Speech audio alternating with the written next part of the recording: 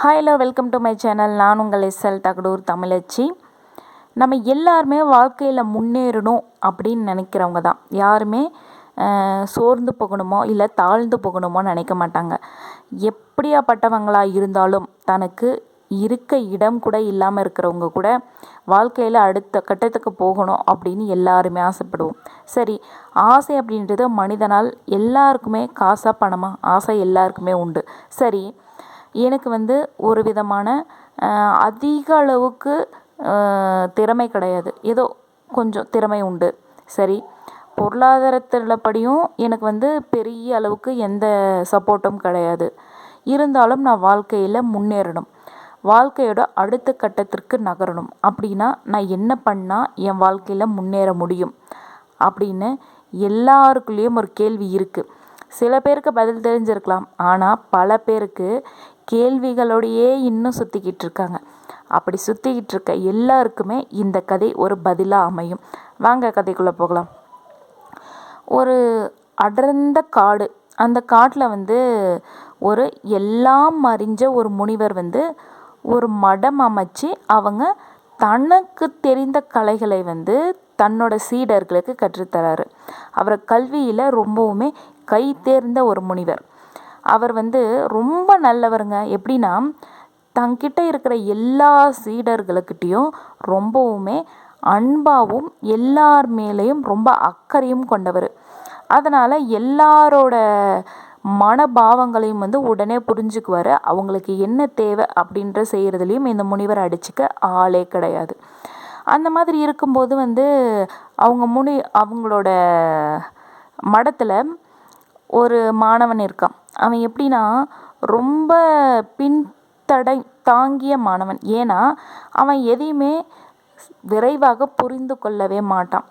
சில பேருக்கு ஒரு முறை சொல்லலாம், 2 முறை சொல்லலாம். ஆனால் இவனுக்கு ஒரு முறை 2 முறை சொல்கிறத விட 10 முறை 15 முறை சொல்லணும்.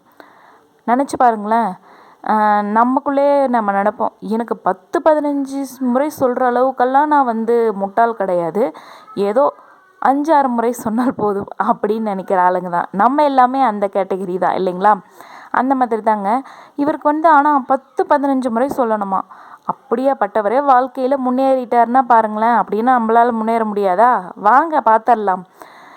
இந்த மாதிரி இருக்கும்போது அவனுக்கு ஒரு பிடிப்பில்லை வாழ்க்கை மேலே.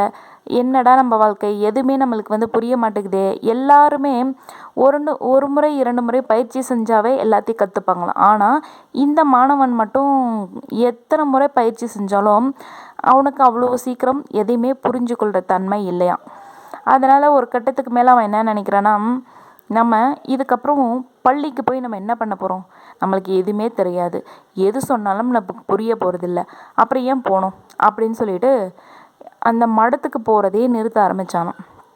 இது தெரிஞ்ச அந்த முனிவர் இவங்கிட்ட ஏதோ குறை இருக்குது, அதை எப்படியாவது இவனுக்கு நிவர்த்தி செய்யணும் அப்படின்னு அந்த முனிவர் என்ன பண்ணுறாருன்னா அவனை தேடி போகிறார். அவன் பேர் தவசு. சரிங்களா? தவசுவை தேடி போகிறாங்க. அந்த முனிவர் தவசை பார்த்து, என்னப்பா பிரச்சனை, ஏன் எதுக்காக நீ கல்வியை கற்றுக்கிறதுக்கும் கலைகளை கற்றுறதுக்கும் இவ்வளோ சிரமப்படுற, உனக்கு என்ன பிரச்சனை அப்படின்னு சொல்லு. நீ கண்டிப்பாக எல்லா கலைகளையும் கற்றுக்கணும், இது உன் வாழ்க்கைக்கு ரொம்ப முக்கியமான ஒரு இடம் அப்படின்னு சொல்லிட்டு இந்த முனிவர் சொல்கிறாரு. இருந்தாலும் இவன் குருவே, எனக்கு நீங்கள் எத்தனை முறை சொன்னாலும் எனக்கு புரியாது, எனக்கு எந்த அறிவுமே கிடையாது, அதனால் நான் காலத்தை விரயம் பண்ண நான் விரும்பலை, அதனால் எனக்கு இந்த பயிற்சியே போதும், இதுக்கப்புறம் நான் மடத்துக்கு வரமாட்டேன் அப்படின்னு சொல்கிறான். அதுக்கு குரு சொல்கிறாரு, இதெல்லாம் என்ன பிரச்சனைன்னு சொன்னால் தானே தெரியும் அப்படின்னு சொன்னபோது, எனக்கு எதுவுமே படிக்க பிடிக்கலை அப்படின்னு சொல்லுவான். அதுக்கு நான் ஒரு கதை சொல்கிறேன், அந்த கதையை கேளு, அதுக்கப்புறம் நீ படிக்கலாமா வேணாமா அப்படின்றது உனக்கே புரியும். நீ ஏன் கர்ணனோட வழியை நீ பயன்படுத்தக்கூடாது அப்படின்னு சொல்லிட்டு குரு சொல்கிறாரு. இவனுக்கு ஒன்றுமே புரியல, தலையும் புரியல காலம் புரியல. அப்படி இருக்கும்போது சரி, இந்த கதையை நான் சொல்கிறேன், கர்ணனோட வாழ்க்கையில் நடந்த ஒரு கதை, இதை நீ கேளு முழுசா, அதுக்கப்புறம் நான் சொல்கிறேன் அப்படின்னு சொல்லிட்டு குரு தன்னோட கதையை சொல்ல ஆரம்பிக்கிறாரு. ஒரு அழகான கிராமம். அதில் வந்து கர்ணர், அவரோட தாய், தந்தை எல்லாருமே ரொம்ப சந்தோஷமாக வாழ்ந்துட்டுருக்காங்க இல்லைங்களா? அந்த மாதிரி வாழ்ந்துட்டுருக்கும்போது வந்து ஒரு மன்னர் வந்து ஒரு அறிவிப்பு கொடுக்குறாரு. என்ன அப்படின்னா, குதிரை ஓட்ட தெரிஞ்சவங்க எல்லாருமே அரண்மனைக்கு வரணும் அப்படின்னு சொல்லிட்டு ஒரு அறிவிப்பு கொடுக்குறாரு. அதனால அந்த ஊரில் இருந்த எல்லா ஆண்களும் வந்து அரண்மனைக்கு போயிடுறாங்க. பெண்கள் அனைவரும் தண்ணீர் எடுக்கிறதுக்காக தண்ணீர் இதுக்கு போயிடுறாங்க. அங்கே வந்து வீட்டில் குழந்தைகள் தவிர வேறு யாருமே கிடையாது. அந்த ஊர்லேயே ஒரு குடும்பம் வசிச்சுட்டு வருது. அவர் வந்து யாசகம் கேட்டு தன்னோட பிழைப்பை நடத்திக்கிட்டு இருக்குவார். இவருக்கு வந்து ஒரு குறிக்கோள் உண்டு. என்ன அப்படின்னா, ஒரு நாளைக்கு 5 வீட்டில் மட்டும்தான் யாசகம் கேட்பாராம். அந்த 5 வீட்லேயும் ஒரு பிடி அளவுக்கு தான் வந்து தானியத்தை வாங்கி அதை வச்சு தன்னோட வாழ்நாளை ஓட்டிக்கிட்டு இருக்காரு. அவர் 5 வீடுகள் தான். 5 வீட்டில் ஏதாவது ஒரு வீட்டில் கிடைக்கல, இல்லை ஏதாவது ஒரு வீட்டில் வந்து எதுவுமே இல்லை அப்படின்னு சொல்லிட்டாங்கன்னா, சரி இந்த 5 வீடுகள் கணக்கு அப்படின்ற மாதிரி ஒரு வீட்டில் இல்லை அப்படின்றதால இன்னொரு வீடு 6வது ஒரு வீட்டில் போய் கேட்க மாட்டாராம். 5 வீட்டில் என்ன கிடைக்குதோ அதுதானம்மா. குறைவான அளவுக்கு கிடைச்சா தன்னோட மனைவி பிள்ளைகளுக்கு மட்டும் கொடுத்துட்டு அவர் பட்னியாகவே இருப்பாராம். இந்த மாதிரி அவரோட கொள்கையோட யாசகம் கேட்டுட்ருக்காரு. இந்த முறை வந்து அவங்க வீட்டில் இருந்த எல்லா பெற்றோர்களும் கொஞ்சம் ஆண்கள் எல்லாம் அரண்மனைக்கு போயாச்சு, பெண்கள் எல்லாம் தண்ணீர் மடத்துக்கு போயாச்சு. அங்கே வேறு யாரும் கிடையாது, குழந்தைகளை தவிர. அந்த நேரம் பார்த்து இவர் யாசகம் கேட்க வராரு. அங்கே வரும்போது வந்து ஒவ்வொரு வீடுகளும் கேட்குற குழந்தைகள் கையில் எவ்வளோங்க கிடைக்கும். குழந்தைகள் தன் கையில் வந்ததை வந்து கொடுக்குறாங்க. ஆனால் அவருக்கு வந்து அது போதுமானதாக இல்லை. ஆனால் அவர் குறிக்கோளில் இருந்து அவர் தவற மாட்டார். கடைசியாக கர்ணனோட வீட்டுக்கும் வராரு. வரும்போது வந்து யாசகம் கேட்டு வந்தவரை பார்த்தோன்னே கர்ணர் வந்து கொடுக்கறதுல வந்து வள்ளல் அப்படின்றது நம்ம எல்லாருக்கும் தெரியும் இல்லைங்களா? ஒரு நிமிஷம் யோசிக்கிறாரு கர்ணர். அப்புறம் வீட்டுக்குள்ளே போயிட்டு ஒரு சின்ன பையில் தானியத்தை மூட்டையாக கட்டி எடுத்துகிட்டு வந்து அந்த யாசகம் கேட்பவர்கிட்ட கொடுக்குறாரு. அவர் வந்து என்னோட வாழ்க்கை முறையும் என்னோட கொள்கையும் தெரியாமல் நீ வந்து ஒரு மூட்டையாக கட்டி கொண்டு வந்து கொடுத்துருக்க. இதை வந்து என்னால் வாங்கிக்க முடியாது. நீ வந்து என்னோட கொள்கையிலேருந்து என்னை வந்து மீறதுக்காக நீ வழிவகை செய்கிற. அதனால் எனக்கு இந்த தானியம் வேண்டாம் அப்படின்னு சொல்கிறாரு. என்னது அதுக்கு கர்ணர் சொல்கிறாரு, உங்களை பற்றியும் தெரியும், உங்களோட வாழ்க்கை முறையும் பற்றியும் தெரியும். நீங்கள் ஒரு நாளைக்கு 5 வீடுகளில் மட்டும்தான் வாங்குவீங்க. என்னோட வீடு தான் இன்னைக்கு நாளோட கடைசி வீடு. அதையும் தெரிஞ்சு தான் இந்த தானியத்தை நான் கொண்டு வந்திருக்கேன் அப்படின்னு சொல்லுவார். உடனே அந்த யாசகம் கேட்பவர் சொல்லுவார், இது அனைத்தும் தெரிஞ்சால் நீங்கள் வந்து எனக்கு இப்படி கொடுக்கணும்னு நினைக்கிறீங்க. இதெல்லாம் தெரிஞ்ச நீங்கள் வந்து ஒரு நாளைக்கு அவங்க வீட்டில் ஒரு கைப்பிடி அளவுக்கு கொடுக்கறது மட்டும்தான் நான் வாங்குவேன்றது தெரியாமல் போயிடுச்சு உங்களுக்கு அப்படின்னு சொல்லிட்டு அந்த யாசகம் கேட்பவர் சொல்லுவார். அதுக்கு வந்து கர்ணர் சொல்லுவார், எனக்கு அதுவும் தெரியும். நான் வந்து எங்கள் வீட்டில் இருந்து உங்களுக்கு ஒரு பிடி அளவுக்கு தான் வந்து தானியம் வாங்கிப்பீங்கன்னு எனக்கு தெரியும். அதனால் இன்னும் உங்களோட வாழ்க்கை முறையிலும் உங்கள் கொள்கைக்கும் எந்த ஒரு இழுக்கும் வராது. ஏன் தெரியுமா?